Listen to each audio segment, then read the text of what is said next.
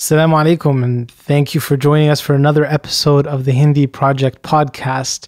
I know we went away for a while, but we're back. Alhamdulillah, today's guest is a great guest, really interesting conversation, long as well. We had Shaykh Omar Subedar, who is the Imam of the Brampton Mekki Masjid and is also the founder, lead of the Madhhabs Institute that operates in Brampton, Ontario in Canada here. He's done extensive research and work on the works of Imam al-Bukhari. He's written a commentary of Sahih al-Bukhari in English, and it's a work that's unique, and you won't find anything like it in the English language. He's currently working on a project of books with Imam Abu Hanifa as the central theme of them.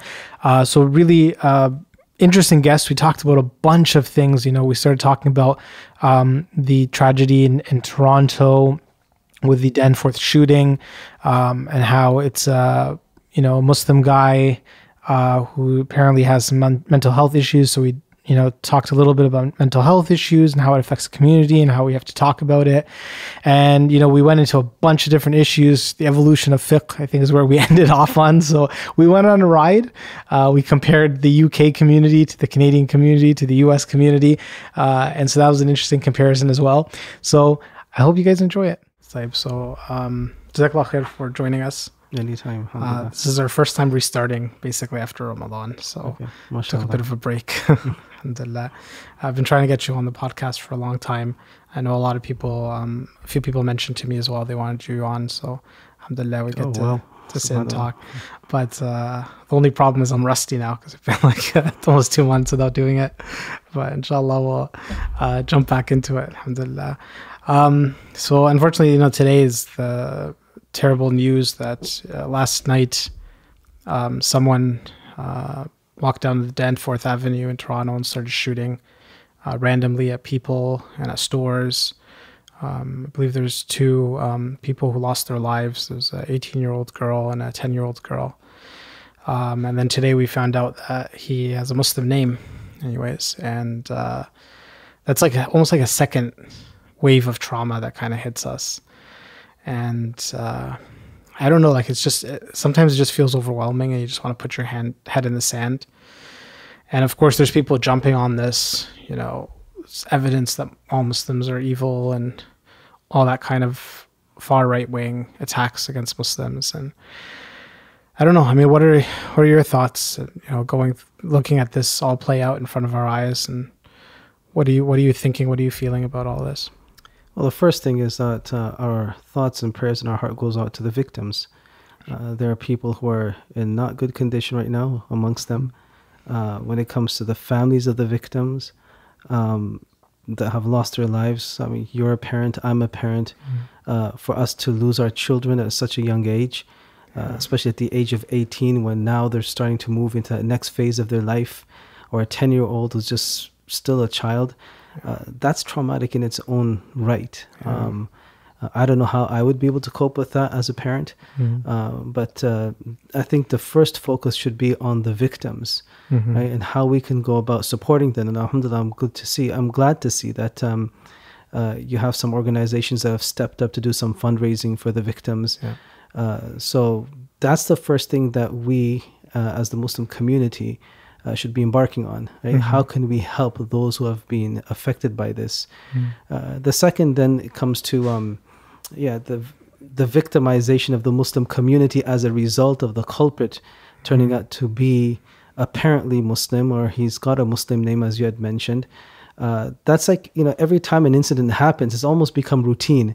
The first thing that is going through your mind is, I just hope it's not a Muslim. It's become so routine for us now. And I guess it's just a matter of now, what is going to be our routine response? Our routine response has got to be one that is organized and consistent. We will never be able to, close the mouths of the critics and the people who want to go about attacking. Social media is basically all about that. There's more negativity than there's positivity, and people like to use what they would call freedom of speech as a guise for freedom to offend. So there's really nothing you can do about that. That happened in the time of Rasulullah sallallahu alaihi wasallam. Will happen now.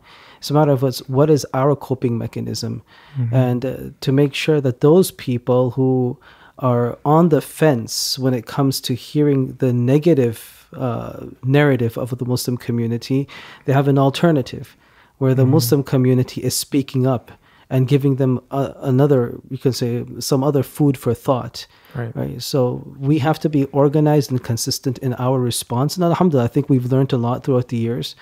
And I guess it's a matter of amplifying our efforts and speaking about or speaking up against such senseless activities. Yeah, I mean, it's just like you said, like when any attack happens. I mean, we saw, was it in May when there was a van attack in Toronto? And immediately you start to wonder, and you're like, because unfortunately groups like ISIS and Al-Qaeda have used van attacks in the past. And then you start thinking, oh my God, is it Muslim? And what's that going to mean for us? Are the mosques going to be unsafe now? Or are we going to be attacked? And then you find out, like in that case, we found out he wasn't Muslim. And then you feel relief. Yes, a big sigh of relief comes And then out. you feel guilty that you feel relief because there's people who are dead. And how could you feel relief when people are dead, right? Well, put it like this, it's also had a psychological impact on us. Yeah. Right? That, yes, we are proud of our faith. We openly subscribe to it and we're unapologetic about it. But when something is going to happen that's going to tarnish our faith or is going to tarnish the name of our faith, it affects us all. And since it's become so, this is becoming more amplified, it's becoming more common. Yes, it has a psychological effect on all Muslims. Yeah. So yes, the relief is side that, okay, it wasn't a person that identifies him as Muslim, but that's why I said that our focus should first and foremost be on the victims. Yeah, because you're right. Like, and it creates this like psychological like conflict within you, and like you said, it's like almost the community feels like a sense of trauma every time these issues happen. And this is another issue. We're going to see a lot of trauma as well. And even though we don't even know the motive, like just because he has a Muslim name doesn't mean he was motivated by any extremist group. And it could be, it could not be. And police, as far as we can tell, it's not the case because I've been trying to follow it a bit closely today, and the Toronto Police Force has been leading the investigation. And that's a sign usually that it's not terrorism, because if it's terrorism, then RCMP would lead the investigation. So, most likely he has no connection to any of these groups or whatever, and he's just somebody who suffers terribly from mental health issues. But it's not going to matter for a lot of people. They're still going to feel that trauma. Today I tried to reach out to some of the mosques in that area, especially to tell them, like, you guys have to beef up security and think about that, because who knows. Unfortunately, it just takes one person to create backlash and correct, do something destructive. So, and it's just like the masjids are just a stone's throw away from the incident, right? Yeah. So Danforth Islamic Center is right there, I think. You have Medina Masjid there. Medina Masjid, right? You have quite a few. Baitul, one of the other masjids, I can't remember the name right now. Baitul Aman, I think. Something of that nature, Yeah, subhanAllah. It just hits everyone really negatively. I'm sure you heard of the story last week when, or was it last week? Yeah, it was last week when a brother in Mississauga was in a park. Yes. He was, beaten by a couple of guys, literally almost to his death. Like his doctor yesterday said, if he took one more kick to the head, he would have died. That's what the doctor told us yesterday. Alhamdulillah, he's alive and he's starting to get better. He's speaking, his speech is slurred, but he's able to speak. So just great to see, alhamdulillah. And the doctors are saying he's progressing much faster than they thought he would. So alhamdulillah. So good things. But, subhanAllah, like dealing with that was so terrible. One of the things you mentioned is like when you think about the victims, you think about what they're going through. When you think about like a father has lost his 10-year-old daughter, or lost his 18-year-old daughter, and dealing with this family, because I've been trying to, they come to my masjid, so I feel a sense of responsibility for them. So I'm trying to be, up by their side and taking care of whatever issues they have. And just talking to his daughters who are like 4 years old and 6 years old, and they're just like, we miss our parents. We want to see them. And the mom is next to their father in the hospital all day, so they're not seeing their mom. They're traumatized because they saw what happened. They saw their father get beaten up to the point they thought their dad died. Like the next day, their family members were telling the girls, like, your dad's alive, he's in the hospital. And they're like, we don't believe you. We saw him carried off. We saw the blood. We saw him unconscious. We think he's dead. Like to that level, subhanAllah. And you see like kind of like the ripple effects, right? The sister-in-law is taking care of her own kids and taking care of their kids. She had to be admitted to the hospital because her blood pressure dropped so low because she's feeling all the stress all of a sudden, taking care of all these kids. There was another brother as well, a Turkish brother, Fuad, who saw the fight happen and he jumped in to try to support, and they turned on him when he tried to save Brother Muhammad. They punched him in the head. He got knocked down. He got a concussion. Now he can't drive because he's getting all these headaches. And so you see, subhanAllah, these ripple effects that are just like, it's not just the one person or even the two people who got hurt. It's like their families and how it's affecting their lives. And he's like, I wanted to sell my house and move closer to the school that he sends his daughter to. He's like, I can't do that anymore because like I have all these headaches and I can't do the renovations in my house. And it's like all these ripple effects. And I think today, like the people who were killed in the Danforth or were injured and all the effects it's going to have on them psychologically. And subhanAllah, I mean, I don't know, like even going through that with them, and I wasn't there, but just going through it with them, being at their side, and I'm starting to feel all the emotions they're feeling. And, I start to think, okay, what's the positive of all this happening? And so I think, well, maybe one of the positives is that, so many people were showing sympathy to that family. They raised almost $150,000 on Launch Good. A lot of the donations came from non-Muslims. There were people sending me emails to like, please send this message to the family, and I feel heartbroken about what happened to them. So many different emails came in, and you start feeling like maybe there's some sympathy, and then boom, the next day there's this guy on the Danforth who has a Muslim name who's shooting people, and it's just like you just end up like lost for words, and you don't know, like you know what I mean? Like even the people who feel like the most hopeful, like you hit these points where you start losing hope for a minute. Yeah, I think one of the things we have to be cognizant of is that life realities we cannot run away from. Right? Whatever happens, this is our test. How do we conduct ourselves in the face of adversity?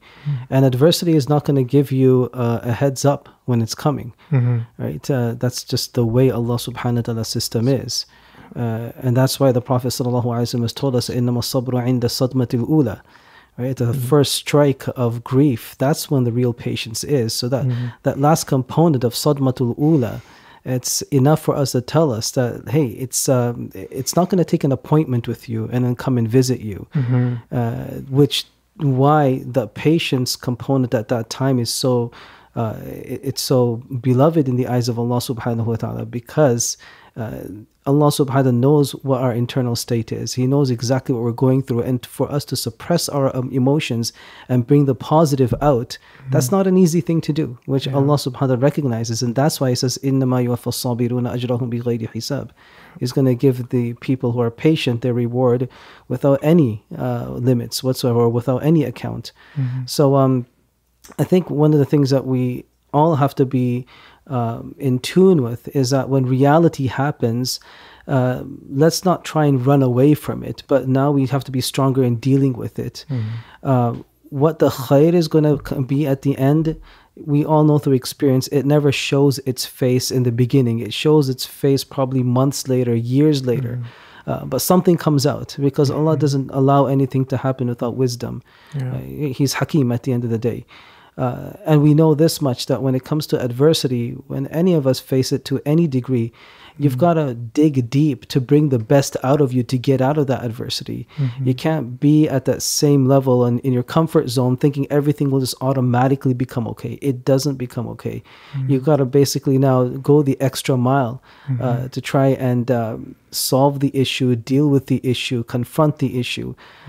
So I guess, as much as we want this world to be like a Jannah, to be the perfect world where everything is okay, the reality is it's never going to be like that. And I guess that's something we need to internalize, that yes, there are times of patience and there's times of happiness. Let's enjoy the days of happiness with gratitude to Allah. And when the times of patience come, then let's exercise patience to the best of our ability. Yeah. You make a good point. And I'm thinking, you did some work about the seed of the Prophet ﷺ. And Just as you were talking, it just made me think about something that as you're going through the seerah of the Prophet, and it's like one incident after another incident after another, and then you try to figure out, the timeline for the incidents, and then you're like, everything was happening just like one thing after the other, Correct, right? yeah. So subhanAllah, like that's a source of inspiration, I guess, to look at how it was one incident after someone dies, and then some battle happens, and this happens, and that happens, and the Prophet was dealing with all of it with so much grace, and something for us to remember, because we're feeling that right now. It's like one incident and the next incident, and it's just constantly coming at you, and it's hard to, especially those of us like yourself and me who are like on the front lines and always having to be the ones to pick up the pieces once these things happen. But switching gears a little bit, maybe into talk a little bit about mental health. Neither of us are experts, and it's tough. It's a tough subject to talk about, because I feel the problem, the mistake that people make when they talk about mental health is that people will be like, mental health is X. And then other people will get upset with them and be like, you can't say X. Look at all these other people who are Y's and Z's. And you know what I mean? Because it's such a dynamic, large topic, it's hard to generalize anything to do with it, right? Which makes it really difficult to speak about at all. That's why some people just won't talk about it. But seeing this guy, shooting innocent people, apparently, we're hearing that his siblings passed away. He's had a long history with psychosis and mental health, and so he was obviously triggered by something, and he went and he did all this. But it's a reminder for us how important it is for us to promote people taking care of themselves mentally, and that this is becoming a major issue in society, and of course affecting Muslim community as well. I think in Toronto, just this last year, maybe about 5 young Muslims committed suicide, that I know of anyways. There might be more. And how do we, particularly, you and I as imams, we give khutbah on Fridays. How do you bring up this topic, given that we're not experts? And how do we help the community heal itself? Well, I think the first thing is we need to educate ourselves as to what mental health really is. We can't go down the route and saying that, inshallah, just read these tasbihat or basically have yaqeen and everything is going to be okay. Those are components. Those are pieces of the puzzle, but it's not the entire picture. So the first thing is that we ourselves need to be more educated, and we need to take up the initiative of educating ourselves on what the realities of mental health is, what are the causes, how does it manifest. And the thing is that it's a very complex issue, because I've looked into it briefly and mildly. I'm not saying that I know a great deal amount of it, but there was few incidents that did really catch my attention that forced me now to look into this a bit more. And like Dr. Ikram, he made that nice video, Dr. Ikram Said, and he was telling us, typically when someone is hurt, if you have a fractured arm or you have basically a broken bone or you got a cut, it shows itself. But mental health doesn't show itself. You can have a person smiling, but you have no idea what's going on in their mind and what they're struggling with internally. So the first thing is the education. The second thing is about restoring, in my personal opinion, again, in my uneducated opinion, is that how are we going to restore that community feel? Because we are living such individualistic lives. Even when we come to the masjid, it's like we do our salah and out we go. That sense of community, that bond, it's just not there. How many of us really know our next door neighbor apart from or beyond saying hi, hello, how are you doing? So what has happened is we have been successfully segregated, even though we're living together. Forget that, even in our own homes now, we don't know what our siblings are doing. Sometimes we don't know what our children are doing, because we have new guests in the home called digital devices, which we're spending more time on. Like we're spending time on it, they're spending time on it, and we're becoming more distant rather than even though we're physically close, but we're not, in reality, in real life, we're not that close. So how are we going to restore that sense of community where we're truly there for each other?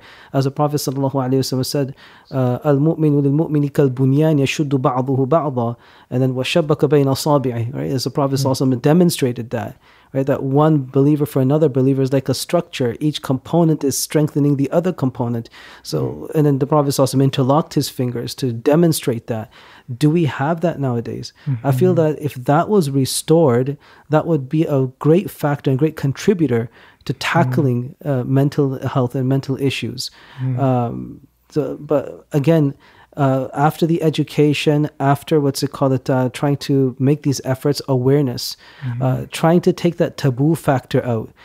Because coming into this country, I mean, we were born here, but when it comes to the people who have come, they've come to basically pursue this dream. I'm not going to call it the American dream or the Canadian dream, but they're trying to pursue this better life. This better show and tell, and anything that's going to be damaging to that image, you just quickly push it under the carpet, right? Make sure it doesn't show itself. As I say, that in Urdu they would say "izzat ka masla hai," right? They're saying that it's a matter of our respect, right? So because of that false image that we want to give in the community, we don't want to head-on tackle it, because then we think, what are other people going to say? If there's then there's going to be basically the way we're viewed in the community. How are people going to give their children to our children for marriage and all of that? There's a whole snowball effect, right? So how are we going to take that taboo factor out? We need, and the only way is that we start talking about it. We start creating the awareness, and you and I have been given platforms. It's a matter of now using those platforms for raising this awareness. But I would say, before we go down that route, we shouldn't make this an individualistic effort. Alhamdulillah, we have plenty of councils, whether it's a council of imams or whether it's going to be the Muslim Council of Peel. We all group together and basically we come up with one solid message. And whether it's going to be at one time, which I don't think it'll ever happen, or in our own times, we're giving one consistent message, right, to the community, whether it's going to be over a span of 5 khutbahs, 3 khutbahs. But the thing is that whenever a person is going to go from one masjid to the other masjid, they're hearing one message about this particular issue, which hopefully one day will resonate, it'll impact them, and then they'll start taking it seriously. Absolutely. I think you mentioned like a bunch of points that like are really important. Definitely like the issue of cultural taboo, and people are just like so afraid of talking about it and how it's going to reflect bad on their families. I mean, that's a major issue that needs to be broken, because there's people suffering and they just can't even bring it up to their family members. Even if there were no cultural taboos, it's hard to tell someone that you need help. Let alone when those exist, and how difficult it is for those people to come forward and to get the help that they need. But I was thinking, there's a different Islamic preacher or scholar, and he was talking about how he wrote a post, I think, on Facebook, and he was saying that, in the past he would say that, like, just do dhikr and recite Quran and you'll be healed. And then he was like, no, I realized I was wrong about that. And I'm kind of worried that we're going from one extreme to the other, because, like it's true, to tell someone, go read Quran, that's going to heal you. That's not an answer. Like if somebody has like a physical ailment, they broke you broke your knee. You're just fresh off ACL, right? ACL surgery.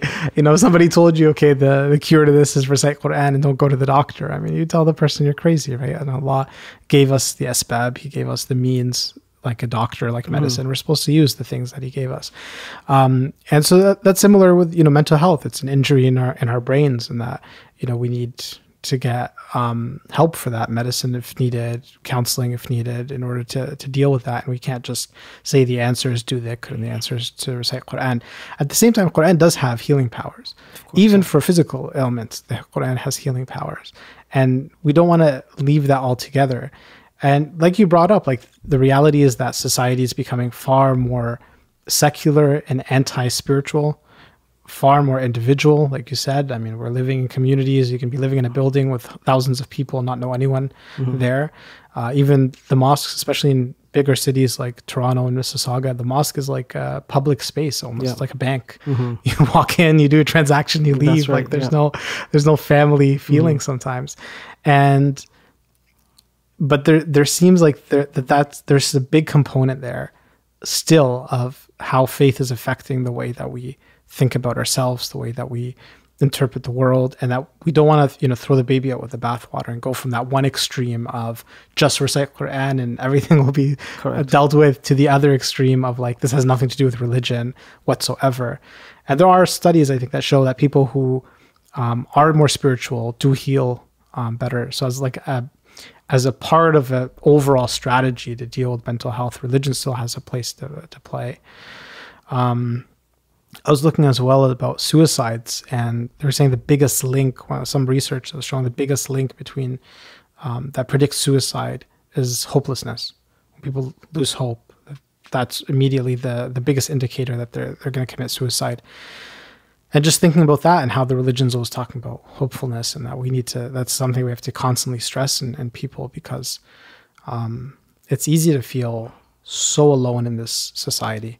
Even if you go to work, even if you have a family, just as you were talking about, like the family doesn't even talk to each other, and you see it. I mean, I'm sure you have cases of people come in the masjid and like the parents have no clue what their kids are exposed to, what they know. Of course, like zero.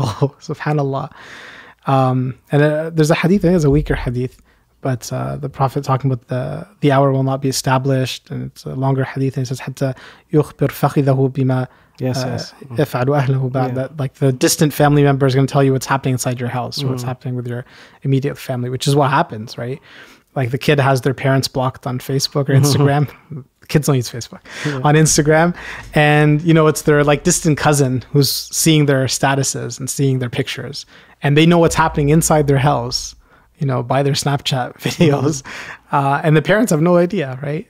Even though they're living in the same house. And subhanallah, I mean, I feel like this is an issue, like we have to kind of figure out, like you said, exactly how to deal with it. What's the message that we're putting out there for people? Because understanding the sequence, right? Yeah. Yes, when it comes to dua, dhikr, and everything, as I said, it's part of the puzzle. Yeah. Right? And that's, as a believer, that's where we begin our journey. But typically what happens, and I'm sure you've experienced this as an imam, people come to you for help when everything else has failed. Yeah, right? The house is on fire. Yeah, and then they come to you, right? And they said that, pray something or recite something, blow on this, or write me a piece of paper, or whatever it is. Yeah. It's after they've exhausted everything else, and then when they are hopeless, then they come and turn to Allah. When that's, in my opinion, that's the wrong sequence. Yeah, you start from Allah. Right? You start from the 2 rak'at, you start from dua, you start from turning to Allah, and then asking for the right asbab, asking for the right means to make them available. Because remember, this world is a world of means. That's why Allah created it. He created it for us to use it. Yeah. So when it comes to the knowledge that's in circulation, that knowledge is also something that comes from Allah subhanahu wa ta'ala. It's something Allah opens up. The first thing is that we need to be very clear that we are going to start with dua. We are going to start with dhikr. We are going to start with the Quran. And then after that, whatever asbab are made available to us, use that with the intention that Allah subhanahu wa ta'ala may use this as a means for my what's it called, rectification, or for my healing. So that sequence needs to be made, in my opinion. We need to be vocal about that. We need to be very clear about that.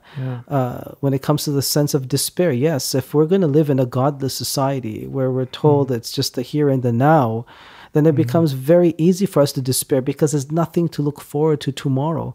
Whereas for us, we're preparing for the grand interview with Allah.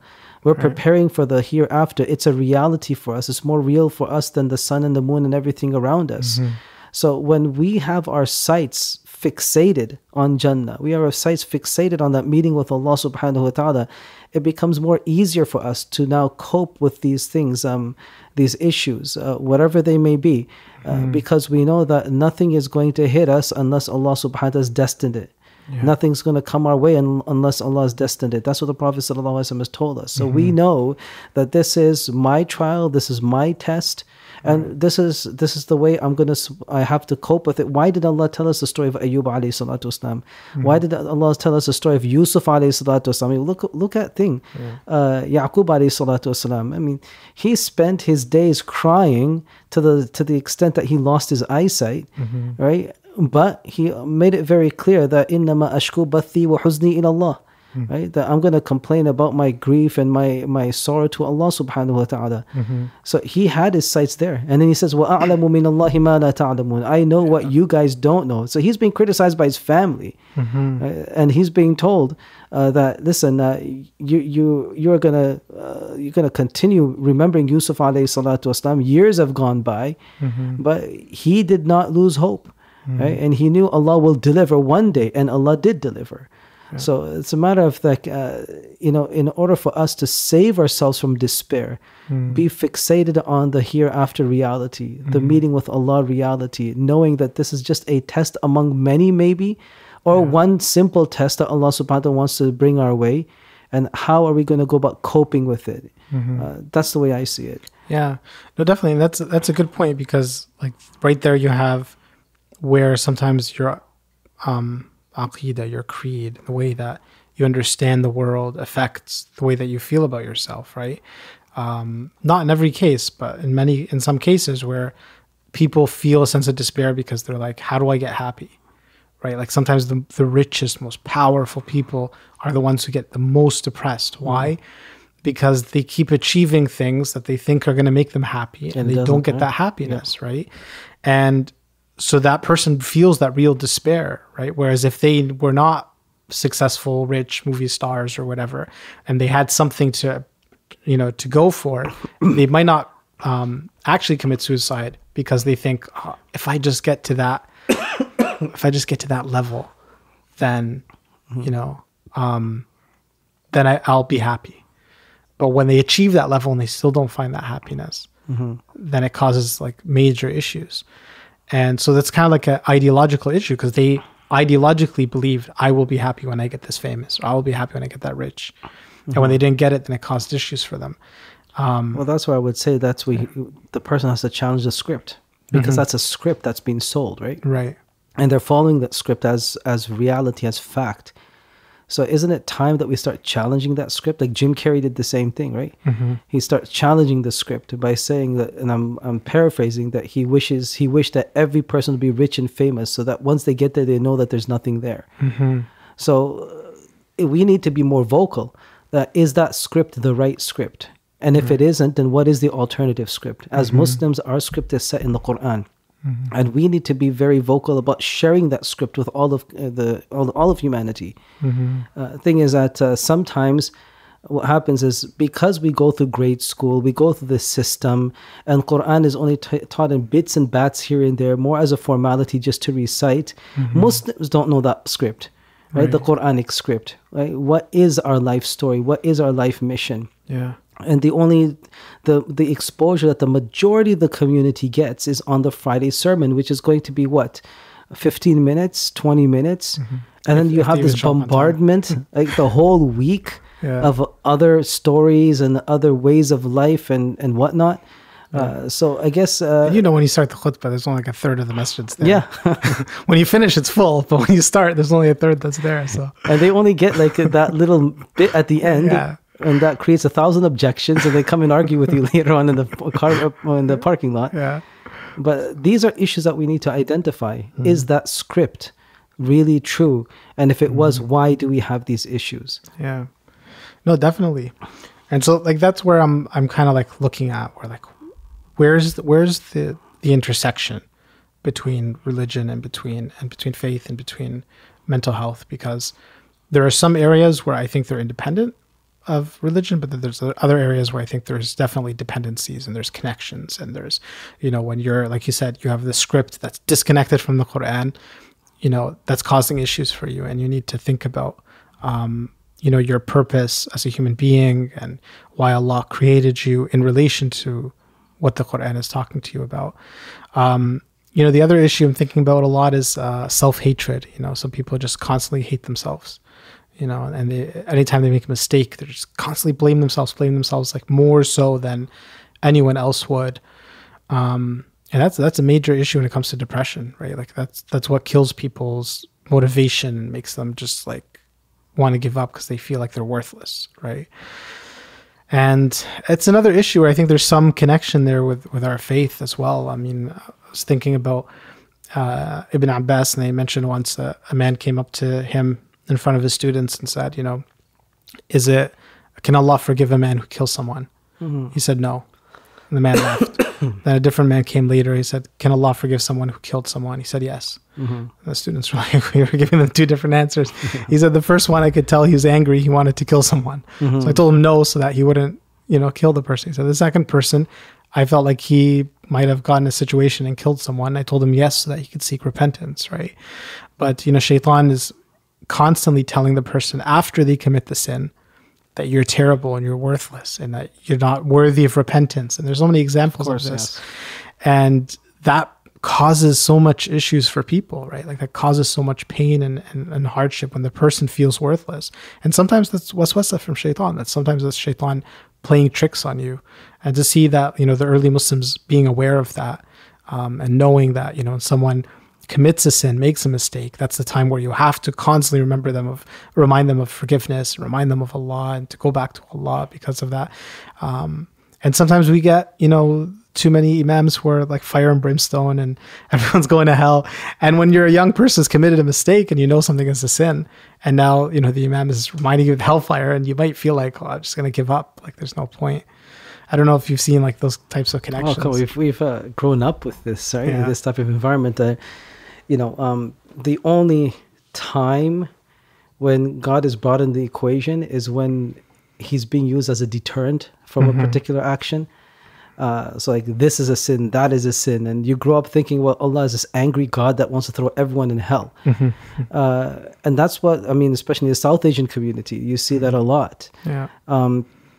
And you're not really introduced to the real Allah, the Allah of mercy, the Allah of compassion, the Allah of love. Yeah. And therefore, what happens is you develop this resentment towards a religion and everything that is connected to the religion, and ultimately Allah himself. So then this is where it becomes our responsibility as imams that we need to make people more aware of who Allah is. The thing is that, look, if we say that we are Muslims, what does Muslim mean? A Muslim is a person that submitted themselves to Allah. The first thing is, if I don't know the being I've submitted to, then what good is my submission? And as Muslims, how often in our social gatherings are we talking about Allah? The only time when it comes is when it's religious gatherings in the masjid, which we, if we're motivated enough, we'll go and attend, or the Friday khutbah. And that's pretty much it. But in our social gatherings on Saturday evenings, Friday evenings, when's the last time you've come across a gathering of such where the discussion was just on the greatness of Allah or the beauty of Allah, rather than the World Cup or what's the latest after trade and whatever is going on? So we love talking about the dunya, but being Muslims, we have some reluctance in talking about Allah. So how do we now get that conversation going? So this is the first thing I think that needs to be done. Once a person is acquainted with the true nature of Allah, then to feel worthless, I think is going to be very, very tough. Why is that? Because Allah makes it very clear that He is not demanding perfection from us. He's demanding effort from us. فَاتَّقُوا اللَّهَ مَا اسْتَطَعْتُمْ, right? You be mindful of Allah according to your capacity. So that is indicative of us all of having varying capacities. We're not all on one playing field, right? We all have different talents, different traits, different qualities. So based on what Allah has given us, we use that to try and live a life of taqwa to the best of our abilities. So that's the first thing. Allah is not demanding perfection from us. Yeah, we want to work towards ihsan, okay, which is, we have the utmost consciousness. Whether we achieve it or not, that's left to Allah. But at least in the pursuit of that, our efforts are not going in vain. Yeah. So I think that's the first thing, that understanding that we're not being asked for perfection. And the other thing is that we have been created deficient. خُلِقَ الْإِنسَانُ ضَعِيفًا. Right? We are deficient. Allah made us deficient. خُلِقَ الْإِنسَانُ عَجُولًا. Okay, we're haste in everything. We want immediate results, especially in this day and age, right? Yeah. Everything's got to be done on your fingertips. So when these are our traits, so we need to make people aware that that's the way you've been created.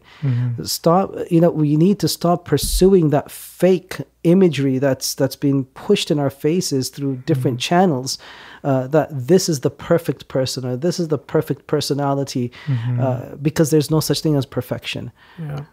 in my personal opinion. But then, this talk can go on and on. There's so many things that we can identify. No, I mean, it's definitely true. I mean, every time you talk, you mention so many different things. I'm like, oh, there's so many things I could bring up. Like, one thing talking about like how people don't want to talk about Allah subhanahu wa ta'ala and don't want to center Allah. And this is an issue, particularly with younger Muslims now.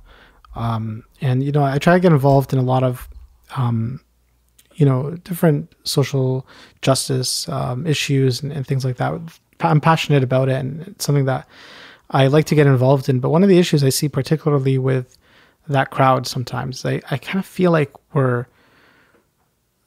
they're deifying man, right? In terms of like anything that's offensive to another person or harmful to another person is the worst thing possible. Correct, yeah. But anything that is, contrary to Allah Azza wa Jal doesn't really matter. And like, to me, that's such a, like to build your life on that kind of like platform is just really destructive to the people themselves, right? And they end up having like fights with each other, and they end up feeling disrespected from each other, and right. And it becomes like, because humans are, fallible and have competing interests and conflict with each other. And so it's just such a, chaotic way to set up your life. But I see it, subhanAllah, I mean, even some of the conferences, I don't want to get into this like too much, but, for example, one conference, people will figure out what I'm talking about. One conference, one speaker said something that people thought was offensive to a certain race. People got upset. I was upset, to be very honest. In that same conference, someone said something, a different speaker said something that in a way is really disrespectful to the Quran, right? But people didn't really take it too hard. No, but like it wasn't even on like the radar. It doesn't even show up because like it's a new generation of Muslims, like anything offensive to a human being. Correct. It's the worst thing ever. Yes. Offensive to Allah. Well, it's difference of opinion. Nobody cares, just like whatever. And that's a problem of like setting up your life on that basis can be like a really big problem, right? That's the foundation that's been given to them, right? Yeah. And the thing is that if we didn't go through the training that we've been through, we would be no different. It's true. Right? So it's now our responsibility as to how do we simplify that message and put it on the plates of those Muslims. Because I know for a fact, if I didn't go through the years of training that I went through, I would probably be worse than everyone else. Right? It's only the fadl and the grace of Allah that we've been pulled this way, and now we're doing what we're doing. This is not just a Muslim problem. This is a societal problem. Right? That as long as I'm not hurting you, it doesn't matter what I do. Right? It's all about myself, me, myself, and I. It's this narcissist type of attitude. And God has already been given a backseat in this society, right? So therefore, when you may be Muslim by name, okay, you may be Muslim, you come from a Muslim family, but is Islam really there in our lives? Outside of the formalities such as Jumu'ah, Eid, and fasting, outside of those, regular formalities, how much is of Islam is inside me?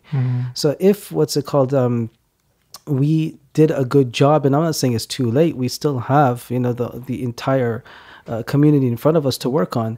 If we do a better job in trying to get that message out in a simplified fashion, in a way that they can comprehend and not make it so philosophical and abstract and complicated, I'm seeing from my own personal experience that people are very receptive to it. People do. It doesn't matter. You're coming from a Muslim home that doesn't have much Islam inside them, but the moment you put it in a very simple and presentable fashion, you're not sugarcoating the message. It's just a matter of presentation, simplifying it. You see the receptiveness. People do incline to it because, the Prophet ﷺ, he was a magnetic figure. If a person looked at him with an open heart, they were automatically pulled to him. So that's why I keep on saying, especially in our families and so forth, have readings of the Prophet ﷺ's narrations, right? Instead of reading other things as a group or watching a movie as a group, why don't we have a halaqah of hadith at our house for 5 minutes. A movie is typically 1 hour and 1 hour 30 minutes typically. Hadith reading 5 minutes. Why can't we do that? Have that exposure, and then have a greater appreciation of what these teachings really are all about. And then you're going to see that tide change. And when someone says something offensive about the Quran, then they'll take measures, positive measures, to make sure that that doesn't happen again, inshallah. Yeah, no, I'm definitely, and I think it kind of feeds into this whole like self-entitled kind of feeling. But what's interesting is that even like people know, human beings know that they're not worthy of being at the center of like worship, you know, for lack of a better word. Like they know that they're not worthy of being the center of all like the purpose of reality. And so when they do that, and they still we set up our society, our mental structure set up that human beings are the most important thing, it feels wrong, right? And people like don't like, even the people who subscribe to that ideology, they realize that it's not the healthiest. Yeah. So subhanAllah, it's a matter of being center of attention, right? Yeah. And they realize after a bit, you know what, your privacy is taken away. You could be going through mental health issues, or you could be going through problems, but now you can't let that become visible, because what are people going to say? People look up to you. As an example, look what happened to Kate Spade. Why was she trying to hide her problems? One of the articles I read was because she was afraid of the brand, you know, that people are going to now think of the brand in a negative way, even though she herself had walked away and sold the company Kate Spade, and then she got into shoes. But she was always afraid of revealing her struggles because of what are people going to think, that they look up to me and they think of me, of this great fashion icon. So it works against you. And people need to see that being the center of attention is really not the healthiest thing. And that's why in our deen, it's more promoted to be low key rather than just trying to be up there in people's eyes. No, it's definitely so true. So you grew up here, right? Yeah, I was born and brought up here. In whereabouts? Like, I was born in Toronto, brought up in Mississauga for 10 years, and then after that moved to Brampton and been there ever since. MashaAllah. So did you go to another country to study, or did you I went to the UK. To the UK. I was there for 11 years, from 1990 to 2001. So maybe you can weigh in on this debate I saw on Facebook on someone's wall, where they were comparing the UK community with the US community with the Canadian community. All the different communities altogether. Yeah. My, I have limited exposure, but my belief is that like the Canadian community is like the middle path compared to the other two. I would not disagree with you at all. Yeah. I feel like they're too liberal in the US, and then and too conservative in the UK. Too conservative, very sectarian too. Oh, like, very. To another level. It's very it's so disturbing. Which is now see, look, my little story is that I had no aspiration of becoming an imam or anything of that nature. This is like the plan of Allah subhanahu wa ta'ala, the way I was just put into that. It's not like my father put me there. It's a suggestion that I came up with based on certain motivations, and I didn't know what I was getting myself into because I was sold on the script that a successful South Asian has to be a doctor, and that's what I was working for from childhood. That was my mindset. I am going to become a doctor. When I start taking this turn, I mean, it didn't go too well with my extended family, because the belief is that when you go study in an Islamic and a religious institute, it's because you are intellectually disadvantaged and you can't keep up, right, with the challenges of your studies, and therefore you're going to have to resort to this as the alternative. Right? That's the power of colonialism. Right. So that was a challenge in its own right. So I get into there, and it's a whole new twilight zone. I had no idea, right, at that time when I was growing up here.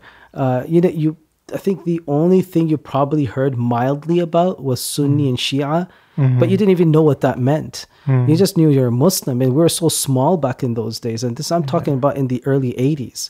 Our community was so small, like everyone pretty much knew each other. At that time, in the whole of Peel, there was only two masjids, right? There was Makki Masjid, where I'm serving, and then you had the Islam Masjid, and that's pretty much it. And then slowly things started coming up, right? So that being said, everyone pretty much knows each other. You see the same faces everywhere. So the discussion of who you are or what sect you belong to, that just never comes up. So when I go down there, I didn't know, like in the South Asian community, being a Deobandi or Barelwi, this is like the most contentious thing, right? You go to the Arab community, they don't even know what the heck that is, right?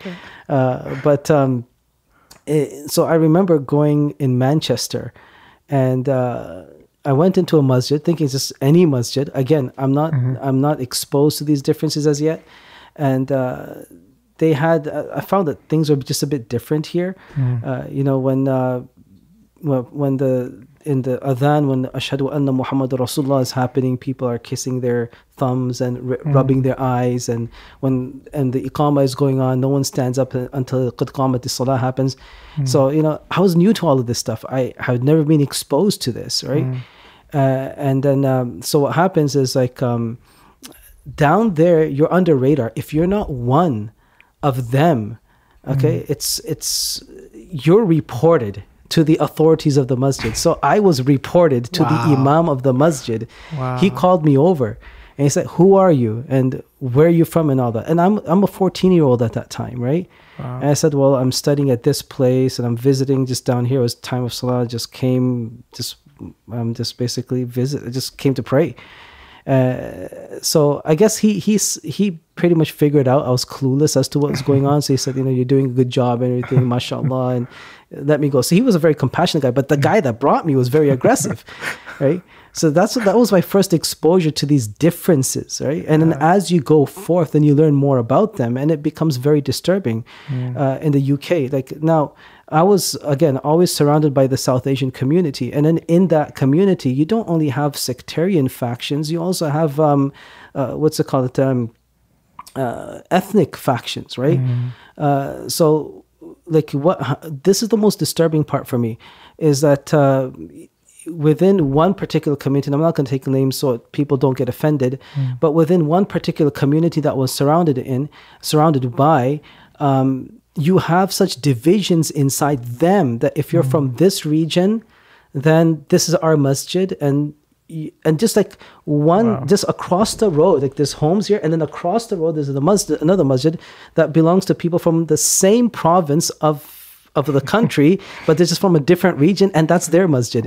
So now when one person goes from here to there, it's like we only know of one malakul maut. There you have like 1,000 malakul maut. So you have 1,000 angels of death. They're looking, what the heck is this guy doing here? Like, that's how bad it is. And then look at the racism. The racism is such that if you are from this community and you admit your children within the evening classes, this is your fee. And if you're from that community, you have a raised fee. And if you're from this community, you have an even bigger fee. I was totally destroyed. Right? Like, again, I didn't come from that background, but this is completely normal for them because that's the way they've been raised.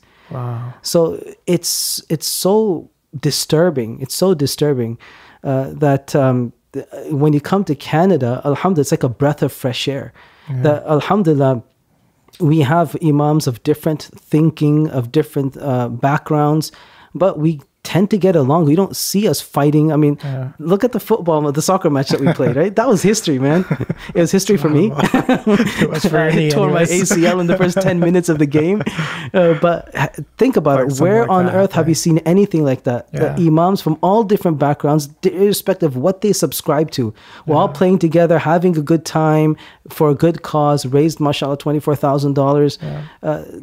That I'd like to see in the UK. I would like to see in America. So yes, definitely Canada, it's one of the best places to be. In my personal opinion. I just pray, like, one of the strategies I use here is that if there is going to be, because nowadays musallas are just sprouting up everywhere, right? There's going to be new imams coming in. So quickly go and meet that imam and basically establish friendship, so that what happens, we're all on the same page. Okay, it's like we're doing that in Brampton, and alhamdulillah, we formed this little council, unofficial council of Brampton imams who are corresponding with each other, and so beautiful that one time we're in this masjid, next time we're in that masjid, and we're all working together. So I just hope and I pray that those divisions that you see in other places never come here. And if they do, then let's take steps to try and eradicate it, inshallah. Inshallah, yeah. I mean, that's like the same groups that exist in the UK are here, but just like you'll never hear of like, I mean, I haven't seen it. Any imam get up on the minbar and like denounce the other masjid, right? And there it's like, all the time it happens. Like it's just like a normal thing. Like even subhanAllah, one of the mosques here, and it's like pretty strict Salafi mosque, you know. And so I'm expecting a little bit of like, you know, criticizing the groups. They don't, and even talking to some of the management over there in the masjid, they're like, we don't even like to use the word Salafi anymore because people like people feel it's too divisive and stuff like that. So and that's like wisdom, right? To a certain extent, like you don't want to create like trouble in the minds of the average person who walks into the masjid and stuff like that. And so much more refreshing than what they have over there. SubhanAllah, what you mentioned in terms of like the feast or whatever, that's crazy. I could never imagine something like that happening. It's very disturbing, but for them it's normal. Yeah, it's crazy. SubhanAllah. And then you look at the US and you feel like sometimes there's just like too much. I mean, I think part of it is like the US is like the melting pot and you have to like acclimate it's also the type of people that immigrated in both places, right? The class of people that immigrated to Britain versus the class of people that immigrated to America. They're two different classes altogether. Right. Yeah. And it's also the blessings of colonialism. SubhanAllah. Yeah, I mean, it's true. I mean, like what you were talking about, like the colonialism in terms of, you know, you going into the university and it being looked at as like you must be really bad at your studies to go into sex. I mean, that's the same concept in Egypt. Like for Egypt, it was always like, you know, you get 110%. You're going into, because they have that there, 110%. That's the first I've ever heard. Wow. You get into like medicine or something. You get 100%. You go into engineering, and then it's like, you know, it starts to go down. You go into accounting. You go into like other stuff, and then literally. If you're 40%, you're an imam. Yeah, you go into the Azhar or you go into the army. Those are your options at that point, right? And it's a major issue because it's like you're starting to funnel like the opposite of the best and the brightest, like the worst and the dimmest are going into like the seminaries and becoming like the imams and the mashayikh and getting degrees from an Azhar in these types of these types of institutions. It's a matter of now, how do we go about setting up our own educational institutions, right? And pushing this, because yes, alhamdulillah, we've come a long way in this community. We're establishing Islamic schools and whatnot, but in terms of values, mindset, we have to be very clear as to where we want to steer the community, because at the end of the day, education is more of tarbiyah. Really, that's what it is. It's just a matter of you're raising these children to serve a particular purpose. And the people who made the education system are very clear in their purpose. And one of the things that I just came across, I mean, just last week I was out with the family. We went out for a little holiday, and one of the places that we visited was the Fenshaw Pioneer Village in London, Ontario. And that was interesting. I mean, I've been to Black Creek, but Fenshaw was a bit different. And when I went to Fenshaw, and I saw that, you know, they start you off from the 1820s and how the Irish settlers came and how they started building communities and, you know, mashallah, very focused and organized. And then they had schools there. And they talked about how there was no such thing as grades back in those days. Just like you had 25 people in one room receiving different forms of education. They come to one about the British and how there was unapologetic about saying that in these schools we teach British values, British way of life, you know, making sure British sensitivities, British parameters, very, very, what's it called, overt. About what they believe in and what we're going to push in these students. So if they're so overt and also very laser focused as to where they want to take the society, then we also need to think, be the same. Identify the end destination and be laser focused and take the society there. Yeah. It's interesting because one of the, you know, I was talking to a different scholar once and he was talking to me about how there was a concerted effort to remove any discipline other than Islamic studies from the majority of the Islamic universities in the Middle East. And he saw it as like something a bit like, I say nefarious, but kind of nefarious, because his perspective was that what you end up having is that you have these imams that are graduating, like mashayikh, and they get like Islamic knowledge, but they don't have access to the dunya knowledge that makes the Islamic knowledge relevant. Correct. Right? And so by removing law from those institutions, like the law of the country, you know, they're being removed from like having proper, strong understanding of law, having proper understanding of, you know, like different disciplines, whether it's math and science and all these different things. So they're coming out only with Islamic knowledge and disconnected from basically the rest of the world. Correct. Yeah. And I thought that was really powerful, like the way that he talked about that, because I think that's the problem that we have. That is true. Yeah. So the way I see that this needs to be fixed up is at the moment, we're not at that position where we can now create institutions where both can be fused. What's it called, at a very high level. I'm not talking at a surface level, but at a very high level. Yeah. Basically, what could be the solution for that? That's where, I mean, this is not necessarily a plug-in, but when it comes to the Mathaba Institute, that was our vision. That, you know, we try and target the professionals of the community, the people who are successfully, who are successful academics. They've got that knowledge now. Now bring them over here. And try and fuse Islamic scholarship or Islamic knowledge inside that. And then when you put these two together, then alhamdulillah, you have a person that is strong in both areas and can guide people in both areas. Yeah. So I started this project before the Institute was ever even a dream. We started this at Makki Masjid as a pilot project. Like, can there be a part-time Islamic scholar course? And my mind was saying no. There can never be. You got to commit full time, because that's what we were raised up in, right? For 11 years, you got to commit full time. You got to study like 10 hours a day or whatever the case is. But then when I was pushed in this direction to reconsider, then we said, okay, Makki Masjid will start this off as a pilot project. We're not going to advertise it. Whoever knows about it, and we'll see where this goes. I had no idea where the types of results that we were going to generate. We had no idea it would be in this fashion, but we initially started with 5 students, and I didn't care about the number because I said it was a pilot project. And then we graduated with only 3 because 2 had some health issues due to which they couldn't carry on. But the 3 that graduated, one is a medical doctor who's basically practicing in Brampton. You have an engineer that's practicing in the aviation industry. And you have a person that works for the government of Ontario. And all of them, mashallah, very efficient in their secular studies and their accomplishments and achievements. And then on top of that, you give them this. So where we started this in 2008 and then 2016, 8 years later, finally graduated them. We went to Alhamdulillah Masjid al-Nabawi. We did the last durus of Sahih al-Bukhari in Masjid al-Nabawi and some other places as well, which is a dream. It was just a thought that, you know, let's try this. And it became a reality.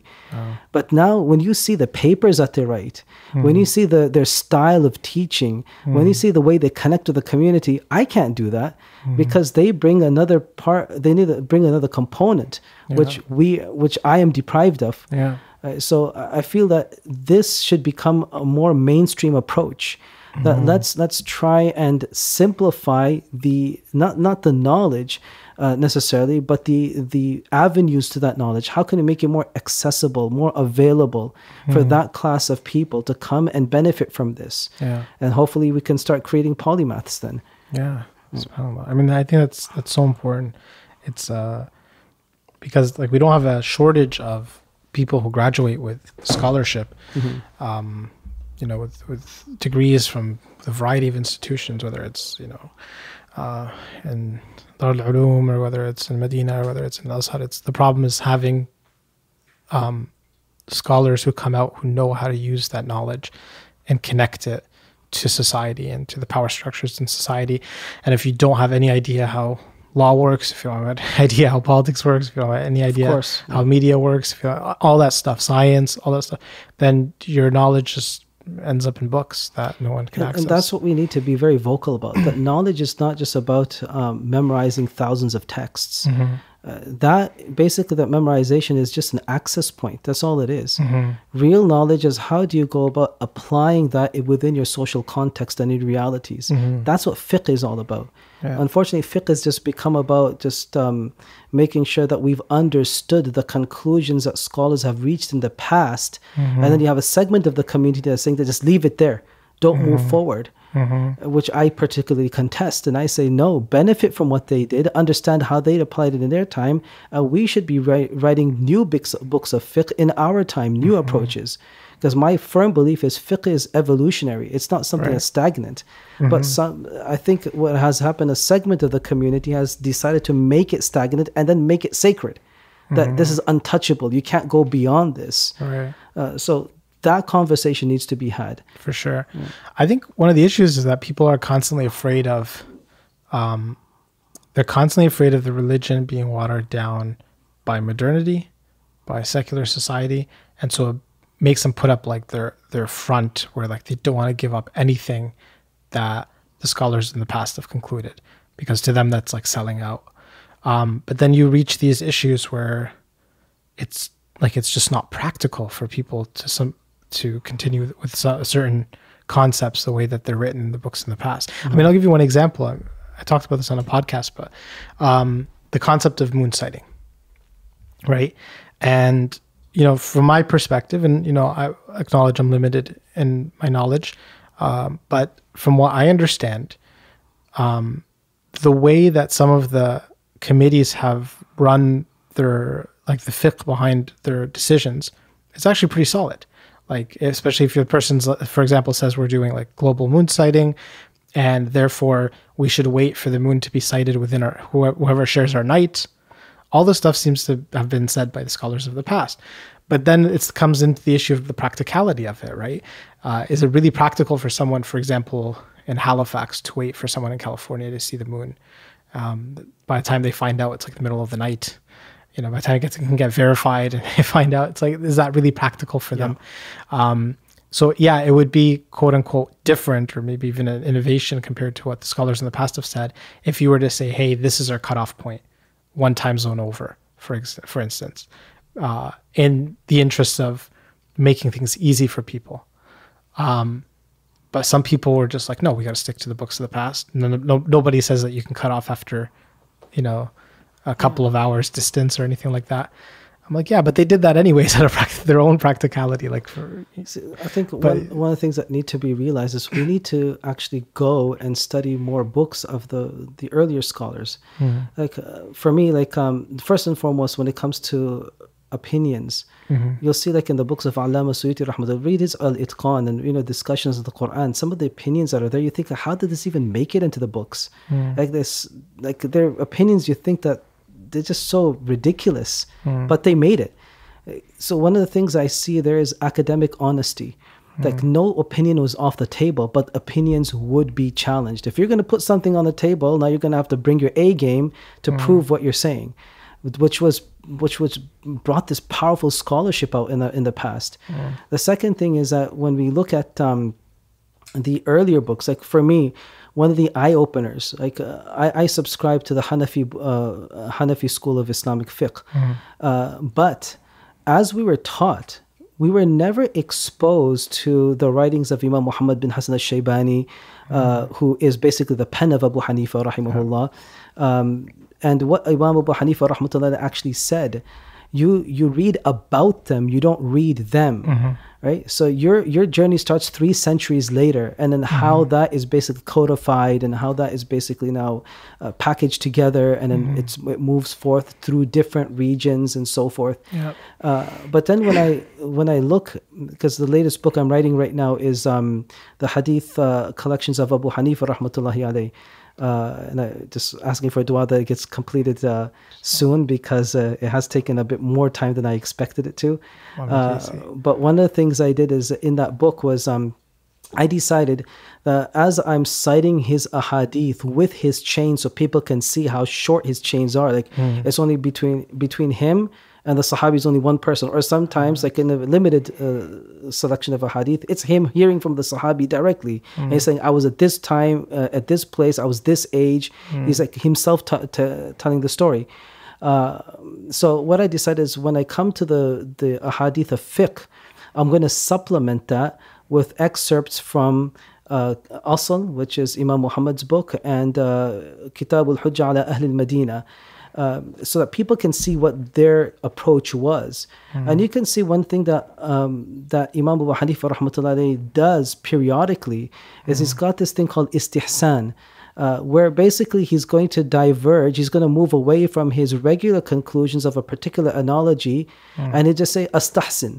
I'm doing this, right? And the motive is to create that ease, right? And this is where the hadith is silent.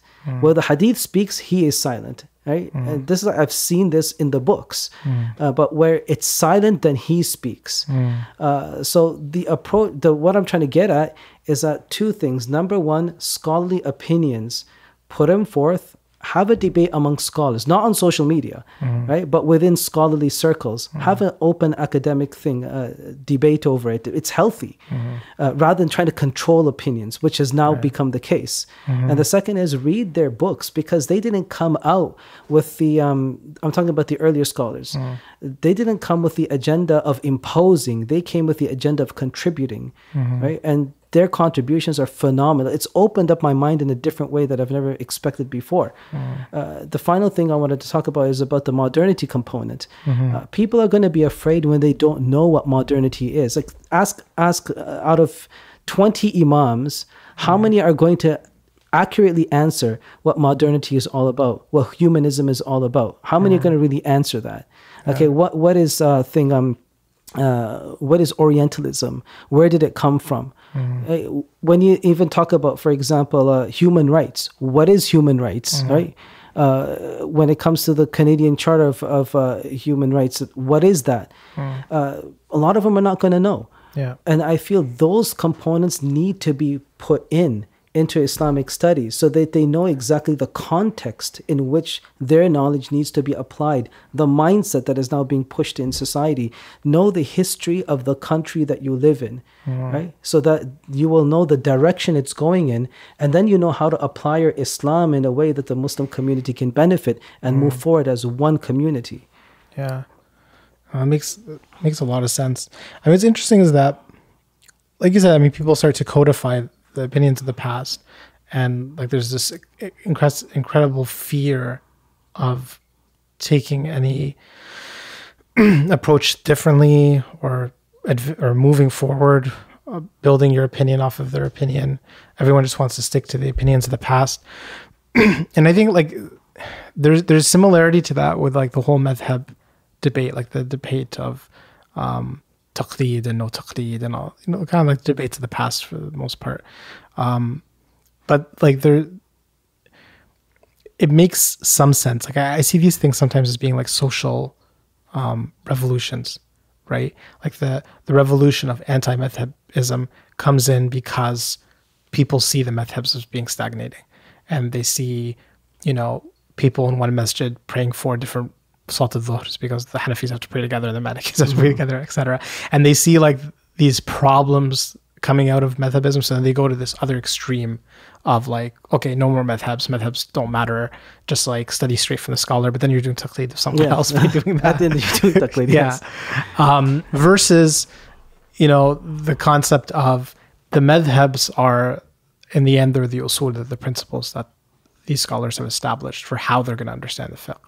And because it's hypocritical to, you know, have an opinion on matter A through a particular set of usul, and then come to matter B, and then you have a completely different set of usul, right? Because then you're just changing your usul, and then you become not different than like ISIS, for example, who do that constantly. You become not different than some of the modern Islamic movements, like the progressive movements, that everything is halal, that Western society says halal. And why? Because they just keep changing their principles for each issue, right? Because we have to look at the Quran and Sunnah with honesty, and that means having a particular set of usul. So, you know, when people ask me, oh, should we study a madhab or not? I'm like, yeah, because that's the easiest way to study a consistent set of usul. And then when you reach a level of scholarship that you can depart from those usul and have a different set, that's fine as long as you're consistent in whatever approach that you take. Like Imam al-Shafi'i, rahmatullahi alayhi, right? Exactly, right? Like, who was his first teacher of fiqh? Is Muhammad bin Hassan al-Shaybani. Yeah.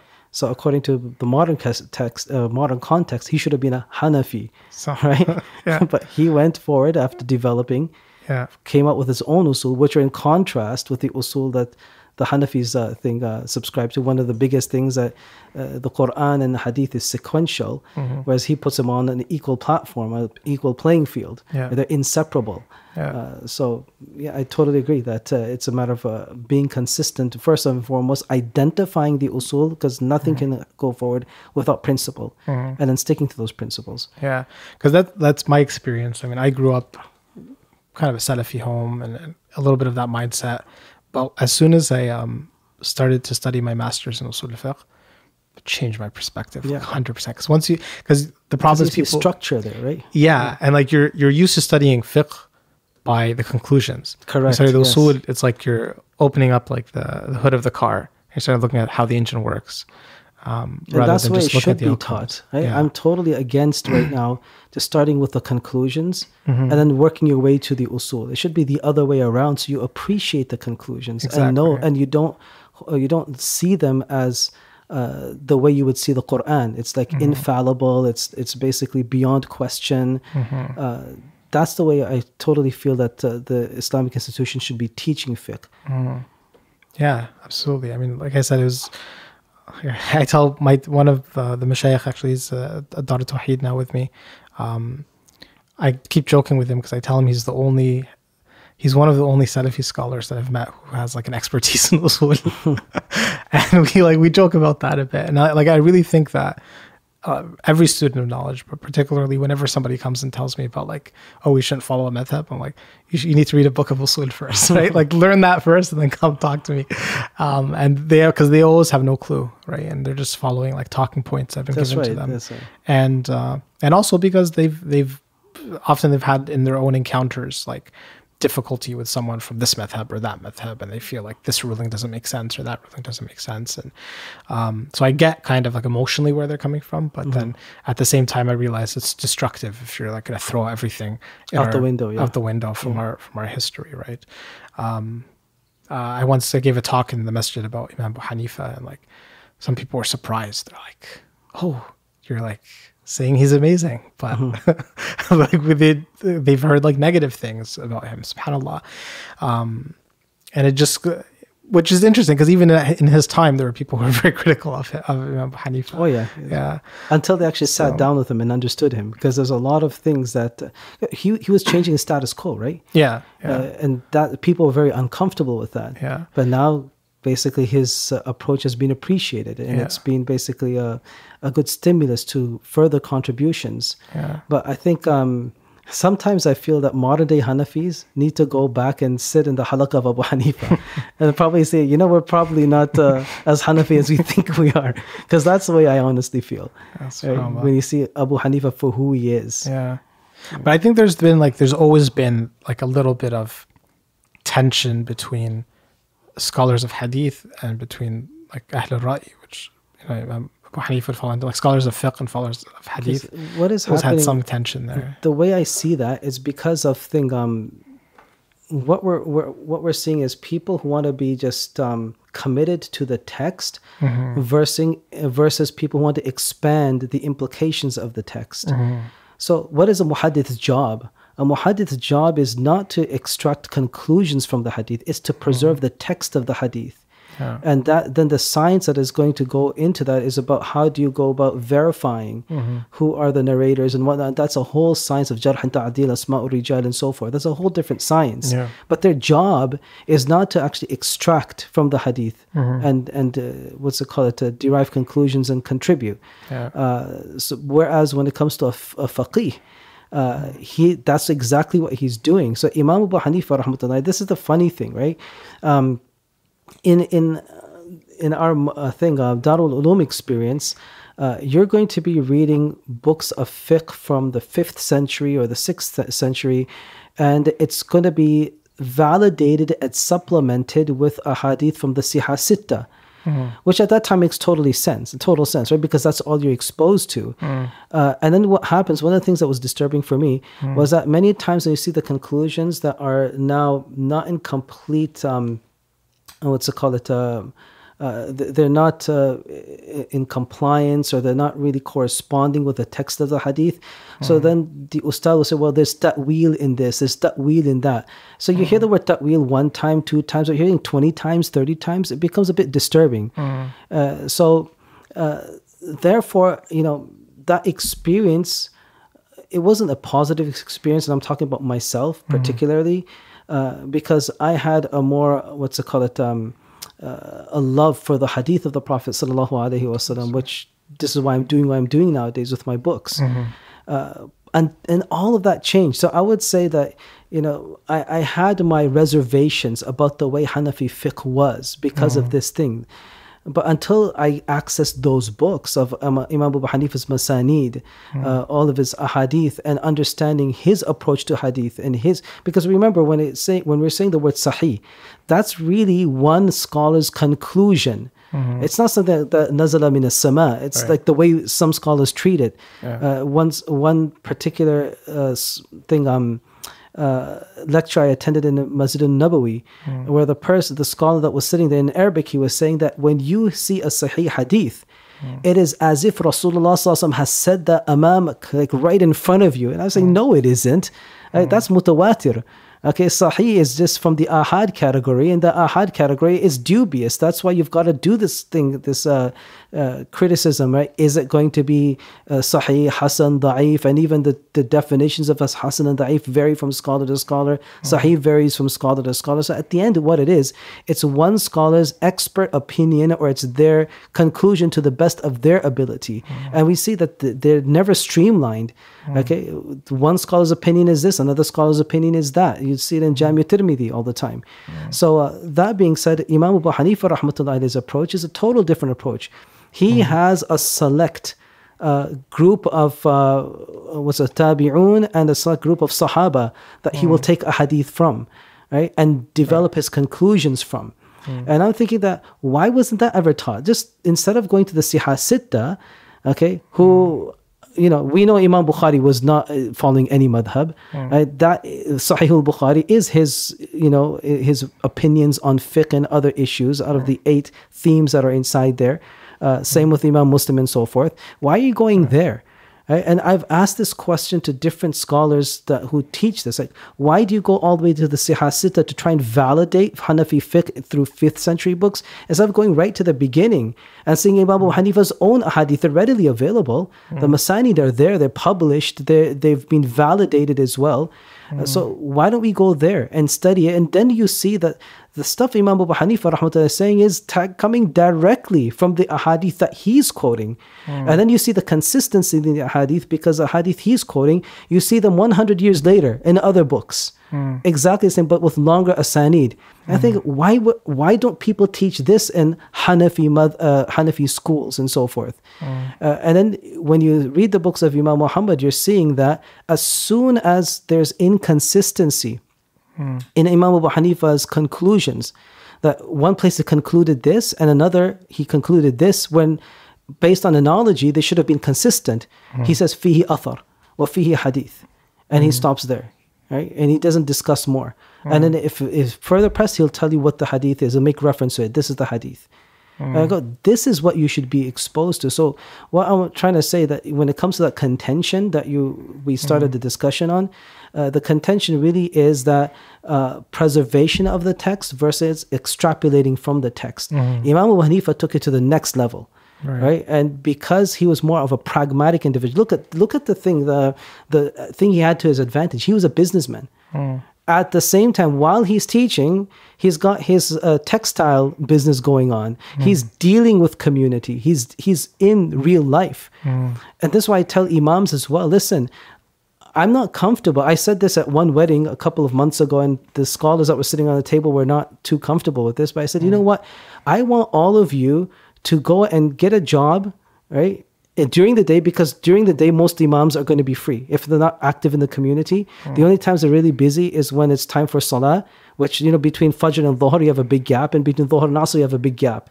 And then you get busy in the evening when you're teaching children or giving lectures. But throughout the day, a lot of imams are going to be free. I said you should go and get a job in that time so you experience what the community goes through, right?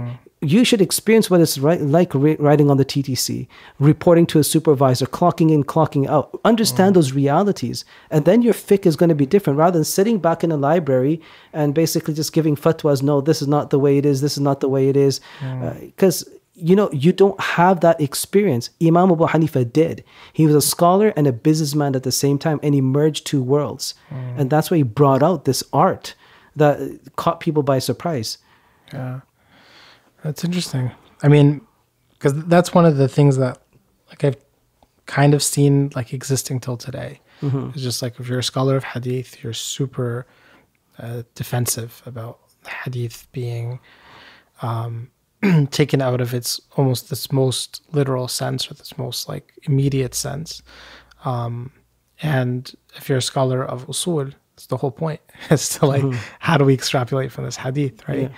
So that, like, tension, like, from between Imam Bukhari and Imam Abu Hanifa. Obviously, you've researched a lot about Imam Bukhari. He doesn't mention him by name, but obviously he's referring to him. He always says that. Qala ba'd nas. Some people say. Yeah. So, you know, he's you know, he has his criticisms of Imam Abu Hanifa. Some of them are, I think maybe he was working off of rumors of him. He was working off of cases. Not necessarily him, but from my understanding, like, if you read his book on Raf' al-Yadayn, he's got that juz, right? And you read in the beginning, he's basically disturbed by the way people have taken certain issues into an extreme, like the Raf' al-Yadayn.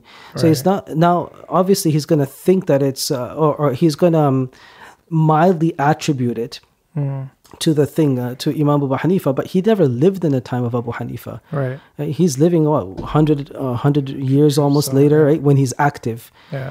So he's disturbed by his social context, due to which he goes on this defensive and he writes a juz on this, a juz on that.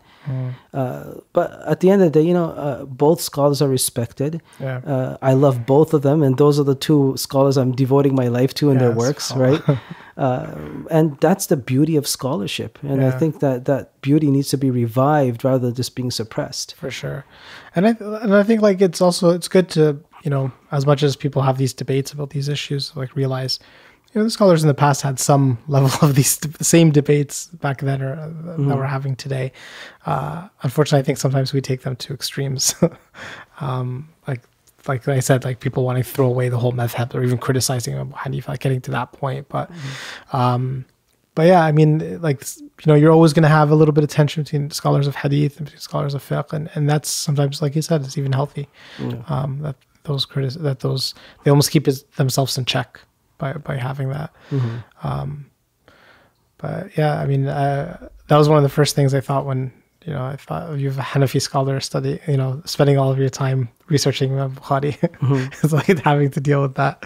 I'll tell you, when I first studied Sahih Bukhari, I fell in love with it. MashaAllah. And I mean, I made intention from that time that one day I'll do some work on this. What that work is, I don't know. But I'll do some work on this. And lo and behold, now Allah subhanahu wa ta'ala has made this a reality. Inshallah. Inshallah. Yeah, I'm reading. I know you gifted me a copy of your first volume, and I've read. I forgot. I should have brought the second volume to you. Yeah, so I took my next hands time, on that, inshallah. But yeah, subhanAllah, it's an invaluable resource, I think, for especially for English speaking Muslims, those who are looking for commentary on hadith. Your commentary on Sahih Bukhari is excellent. I'm looking forward, inshallah, to read your commentary on, or your books for Imam Abu Hanifa, because there's not much out there on him. This is going to be the first of its kind in the English language, inshallah. Yeah. I think there's something in English about, like, Fiqh al-Akbar, but then Fiqh al-Akbar is the contentious. No, Fiqh al-Akbar is the book of Aqidah. The book of Aqidah, which is attributed to Abu Hanifa, that he wrote this, because remember, before he became a jurist, he was a theologian. So that's a book that's attributed to him, and I say those words in that fashion because it's contentious whether he really wrote it or not. But it's awesome that you're looking at some of the primary sources that we have for Imam Abu Hanifa, and that people in the English language get to access that finally. So I'm really happy that you were able to join us, and we went on for a long time. I took too much of your time. Subhanallah. Wow, look at the time, man. I didn't expect it to go this long. Once I touched on Imam Abu Hanifa, it was like all bets are off. We're gonna spend a long time, and madhhabism and all of this. We're gonna spend too much about this. But Jazakallah khair. I know for sure we're gonna have you on again in the future. Inshallah. Hopefully in a few months or so. But we benefited a lot from your knowledge, and inshallah we'll be able to build off of this. I know definitely some of the people are going to listen to this and have more questions, and we'll be able to have you on, inshallah, to answer some of those questions. Inshallah, definitely look forward to it. Inshallah, jazakallah khair. Okay. Assalamu alaikum. Wa alaikum assalam wa rahmatullah.